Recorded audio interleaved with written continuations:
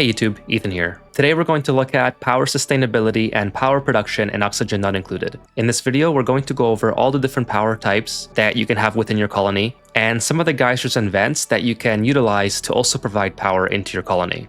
Now for the most part, power generation is as easy as plopping down a building, such as a coal generator, hooking it up to a battery, and then running the wire throughout your base to make use of the power that you've generated. However, there are a lot of considerations that you can make in order to effectively keep these buildings sustained with enough resources.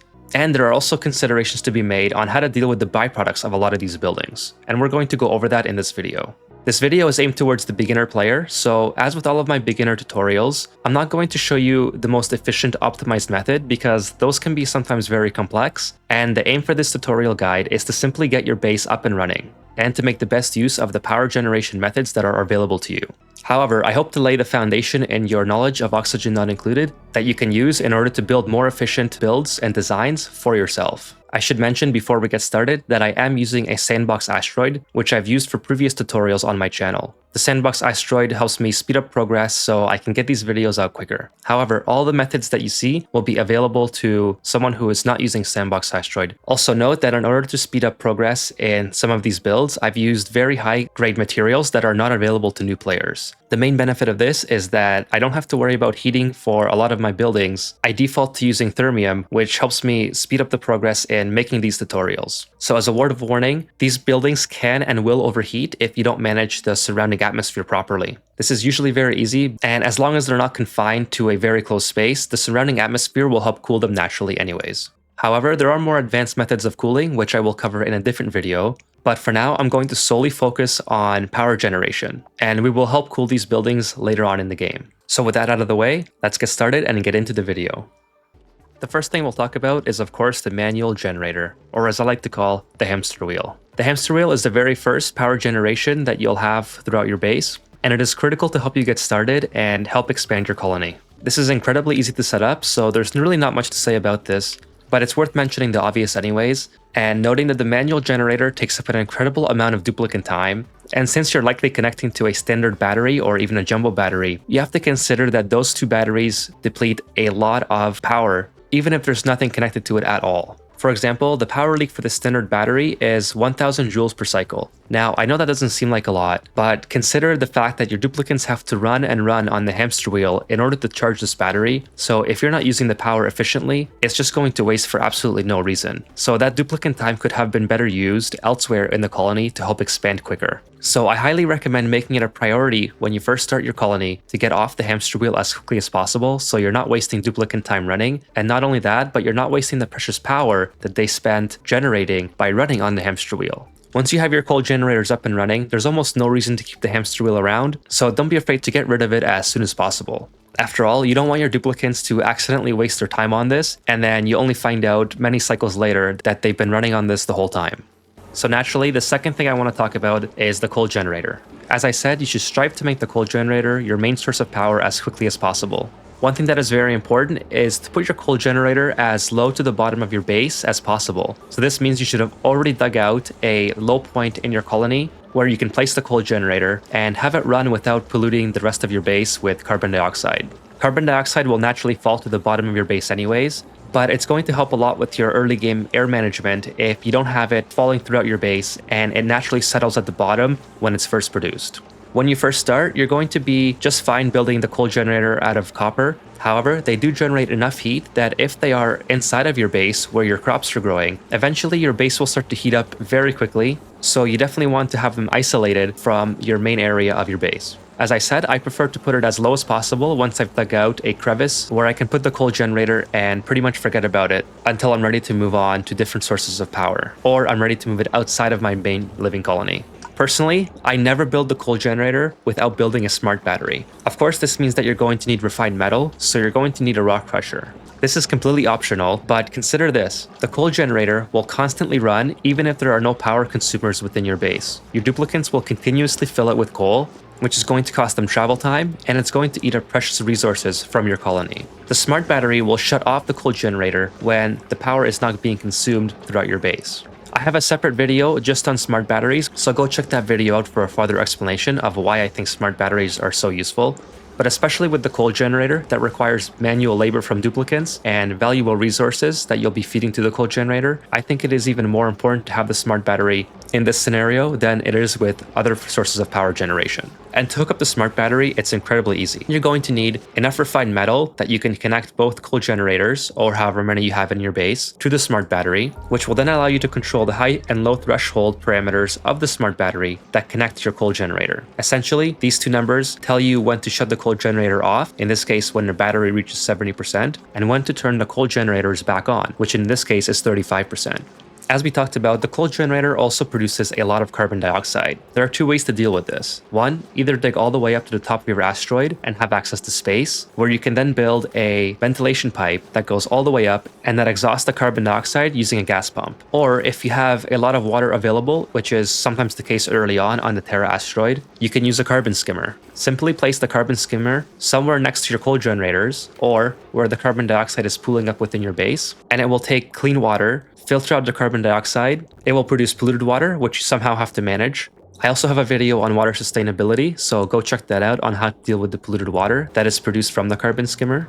Once you get far enough into the game, you can have the coal generator entirely self-sufficient using an auto sweeper and a conveyor chute. Of course, this will involve centralizing your coal production area, which in my case is a hatch farm. And I also have a video on this, so go check that out. Essentially, the hatch farm will produce an infinite amount of coal if you're able to maintain it throughout your playthrough. In this case, I'm using conveyor loaders to sweep up the coal from my hatch farms and to drop it right beside my coal generators in this closed off room. Then the auto sweeper picks up the coal and feeds it to the coal generators whenever they get low on fuel. It's an entirely self-sufficient setup using shipping and automation, and this is about as efficient as you can get without applying cooling, which in my opinion is not needed anyway. Hopefully by the time you ever have to cool the coal generators, you'll be well past them in your playthrough, so that will be irrelevant to think about anyways. The next form of power generation that you'll likely build is the natural gas generator. The natural gas generator is incredibly easy to set up, and it's incredibly easy to run efficiently. There's no need for any shipping or automation other than the smart battery, which I believe should be used on all forms of power generation. But beyond that, they don't produce a lot of heat. You can get away with building it out of gold, and it'll run for many cycles before it gets to its overheat limit. At that point, you can decide whether you want to rebuild it out of steel.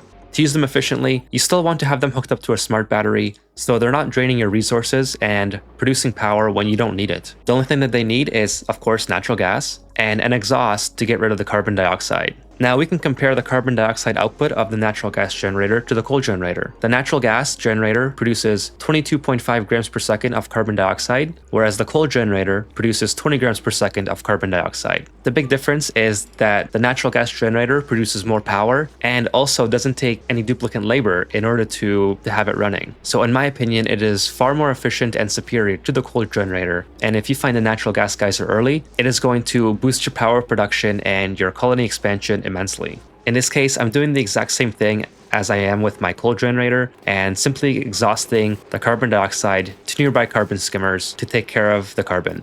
However, similarly, you could vent this into outer space. Even though the natural gas generator doesn't produce an immense amount of heat, it still produces enough that it will overheat your crops if the heat is not contained. So you definitely want to have these in an area where you're not going to expose your crops to the heat that is generated.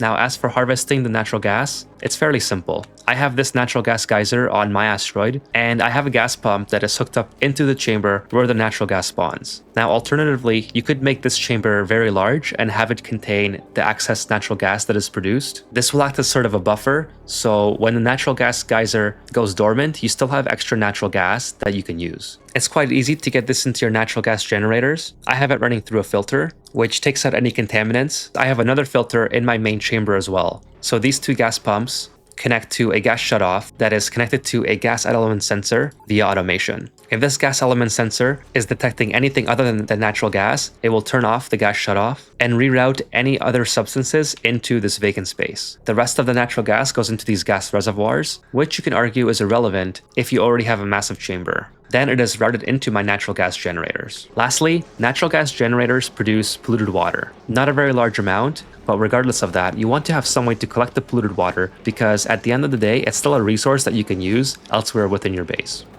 You may have several different forms of power production once you start to get past the natural gas phase. Likely the one that you'll get to next is the hydrogen generator, which is very easy to set up if you're using a SPOM. Now, a SPOM by nature means self-powered oxygen maker or self-powered oxygen machine. So it's not a true SPOM if it's connected to the rest of your base, like mine is here. However, I don't mind the extra hydrogen that is produced from the SPOM to help supply my base with adequate amounts of power. As with all other forms of power production, I have my hydrogen generators connected to a smart battery. And this helps me regulate how much of the hydrogen I keep on reserve and how much of it I use immediately to supply power to my base. The hydrogen generator doesn't produce any byproduct, so it is probably the easiest generator to set up in the entire game.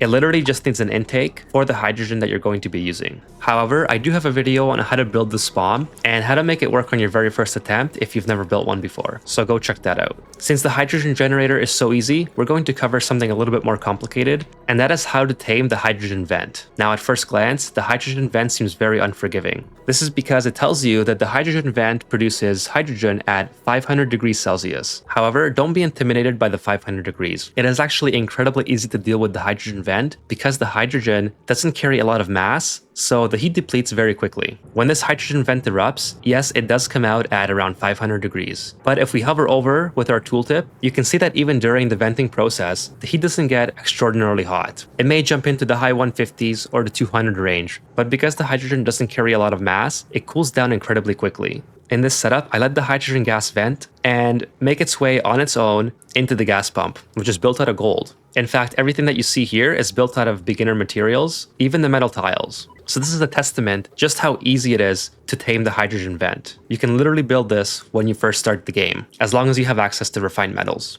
Let's take a look at how it works. When the hydrogen vent erupts, the very hot hydrogen is going to cool very quickly as it makes its way through this chamber of metal tiles. I'm using a radiant liquid pipe to run relatively cold water through the metal tiles, which helps absorb the heat from the hydrogen that passes in this chamber. Right beside the hydrogen vent, I have two liquid pipe thermal sensors, which the radiant liquid pipe passes over. When one of these sensors detects that the temperature of the liquid inside the pipes has gone above the preset limit of 60 degrees Celsius, it sends a green signal to the buffer gate, which then turns on for 10 seconds. The buffer gate will then send a green signal for 10 seconds into the liquid shutoff, and this will empty the hot water that is accumulated from cooling the hydrogen. So basically, all I'm doing is having the water rest in here long enough until it absorbs enough heat that I decide to flush the system. Of course, this is important for two reasons. One, if I don't flush the system, the water will eventually get hot enough that it boils into steam and it will break the pipe. And the second important reason, if I don't have the liquid shut off, it will continuously cycle water throughout the system, which is just going to be a waste of power for my liquid pump.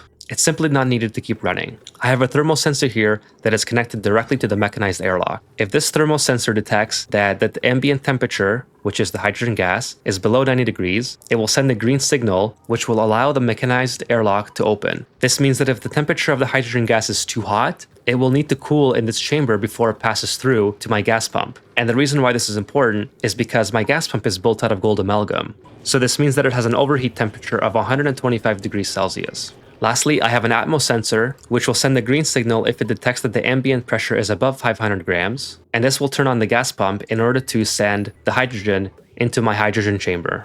So there you have it, a very easy setup, and let's take a look at the overlays.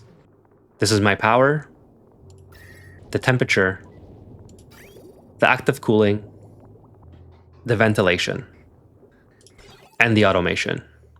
Now, I will say that there are a lot more efficient setups that you can apply to the hydrogen vent, but like I said at the beginning, this is meant for the beginner to be able to tame the hydrogen vent without being intimidated by the 500-degree temperature that is coming out of the hydrogen vent. Finally, let's discuss the petroleum generator. The petroleum generator is by far one of the best power producers in the entire game, producing 2 kilowatts of power for each generator. This is an insane amount of power, and it's more than double the previous forms of power generation that we talked about. Once again, I have this connected to a smart battery, like always. It all starts with the crude oil that is pumped from the very bottom of your asteroid. You're going to have to pass it through an oil refinery before it can be turned into petroleum and used for power. Like with all of my systems, I'm using a buffer in the form of a liquid reservoir, so in case I have any shortfalls in my production of crude oil, I have a buffer that I can use to maintain my power supply while I get the crude oil production back up and running. In this case, I'm using the excessive crude oil that is on the bottom of my Terra asteroid, but I also have 3 oil wells set up that are producing oil which are simply being dumped overboard into my massive pit of crude oil. From here, I send it up via the liquid pump that is at the very bottom. The oil well is very easy to set up. It produces natural gas as a byproduct, so I'm using a gas pump with an Atmos sensor in order to send the natural gas up to my natural gas generators. From the buffer of crude oil from my liquid reservoir, I'm sending it into 4 different oil refineries. These do require duplicate labor, so make sure you leave an access space for them to get in, and preferably a liquid lock so that you can capture the excessive natural gas that is produced by the oil refinery. Each oil refinery produces 90 grams per second of natural gas. And while this isn't a lot, it is certainly worth capturing it and sending it into your chamber of natural gas so you can use it for power. Once again, I am doing this with an Atmos sensor that's connected to a gas pump that is set to turn on when it detects an ambient pressure of 1000 grams or more. This is the only side effect of the oil refinery that you're going to have to deal with. From here, petroleum is pumped into a secondary liquid reservoir, which again simply acts as a buffer in case I have a shortfall of production. I'm using automation here, where the liquid reservoir is sending a red signal once it reaches a high threshold of 80%, and that's connected to my oil refineries. This allows the duplicates to take a break from having to work on the oil refinery if my liquid reservoir is at its max limit. Once it reaches 50%, it will send a green signal where I will then have 4 duplicates working on the oil refineries to quickly refill the liquid reservoir. As for the petroleum generator, there is a lot to discuss. First of all, as you can already see, this produces an excessive amount of polluted water, 750 grams per second. This is not a trivial amount of polluted water, and you're going to need a way to deal with it. For me, I'm pumping it directly into a water sieve, which filters the water and sends it into my water reservoirs. Luckily, the polluted water is germ-free, so you can use it directly after it's been filtered. The secondary effect is the massive amount of carbon dioxide, 500 grams per second. Of course, there are 2 ways to deal with this, either by using a carbon skimmer, which we talked about earlier. In this case, I have my carbon skimmer at the top of this chamber, which is taking care of the extra carbon dioxide that is floating to the top. And of course, this means that I have very little amounts of any other oxygen here, except for the polluted oxygen that you see, which allows the carbon skimmers to work efficiently in keeping the carbon dioxide from overpressurizing this chamber. And of course, I have an Atmos sensor hooked up, which will send a green signal to the carbon skimmers when it detects that the ambient pressure is above 3,500 grams. And this is what that looks like. Any polluted water that's generated here is simply sent overboard into the chamber with the polluted water that comes from the petroleum generator. The second way you can deal with the carbon dioxide is by having slicksters. You can either pump the carbon dioxide into its own chamber and have the slicksters raised there, or you can simply place the slicksters above the petroleum generators in a similar configuration that I have here. Now, why would you want to use slicksters? Slicksters are an excellent and basically power-free way of using the excessive amounts of carbon dioxide that's produced by the petroleum generators. You could even keep the slicksters wild and never tame them, and they'll still continue to produce meat when they die. However, as an alternative, you could send them to a drowning chamber, like I'm doing with my hatches right here. And along with taming them, this will get you a lot of barbecue meat throughout the game, especially when the carbon dioxide that's being produced is essentially free, since you're going to need power anyways from the petroleum generator. Since the slicksters produce oil, I have the sweepy bog going back and forth to collect all the oil, where it will then deposit it into its sweepy dock. Occasionally, my duplicates will come in here and empty the bottles of oil into the bottle drainer. Just make sure if you build this, you're not like me and use a pneumatic door, which will cause excessive amounts of oil to run overboard and into your polluted water chamber. Lastly, we have the geothermal setup. This is one of the most basic geothermal power production facilities that you can build in oxygen not included. It doesn't require the use of steel, so it is very important that you have enough of it depending on the size of the geothermal plant that you're trying to build. The basic concept is that the metal tiles, which are in contact with the magma, transfer heat up to the steam chamber, where water is then converted into steam and cooled back down by the steam turbines, which produces power.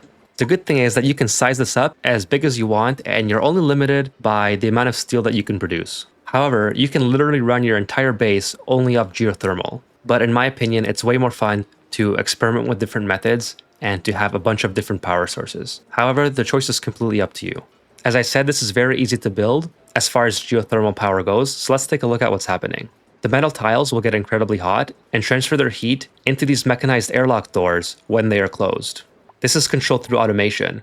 A thermal sensor is set to send a green signal when the ambient temperature in the steam room is above 200 degrees Celsius. This means when it drops below 200 degrees, these metal doors will close, like they did now, and they will heat the top tile of the steam room. From there, this metal tile transfers the heat into the water, which turns immediately into steam, and then is suctioned up by the steam turbines, which produces power. It is a very simple concept that relies solely on heat transfer of different materials. For this setup, I'm using 2 aqua tuners, and the only purpose of the aqua tuners is to keep the steam turbines cold enough so they can continue to run efficiently. Otherwise, if they become overheated, they'll stop working altogether. And here's the overlay for the plumbing and the aqua tuners. It is a fairly basic aqua tuner and steam turbine setup, but in this case it is power positive and generating a lot of electricity.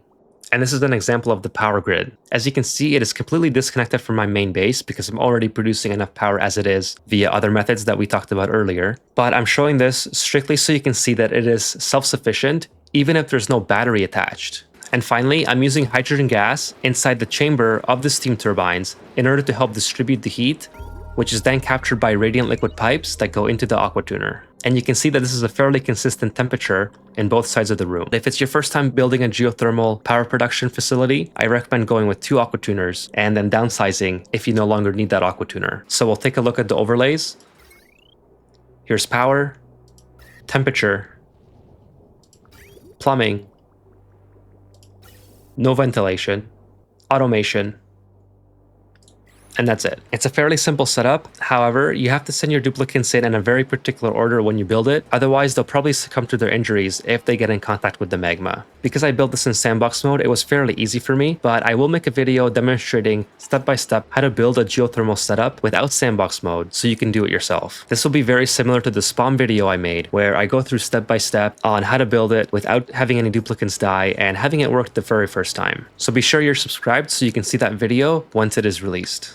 So there you have it, power production and oxygen not included. If you found this video to be helpful, please let me know down in the comments below, as this helps me out tremendously. And if you have a second, feel free to leave a rating because this helps me tremendously and it helps get the video out to more people. Also, I want to thank my subscribers and my supporters for recommending this video. I had a lot of fun making it, and I hope that it was informative and that you enjoyed listening about all different forms of power production. I hope that you were able to learn something and that you'll be able to apply it within your own playthroughs so you can get farther in the game with your colony. And with that, I'm Ethan, and I'll talk to you guys next time.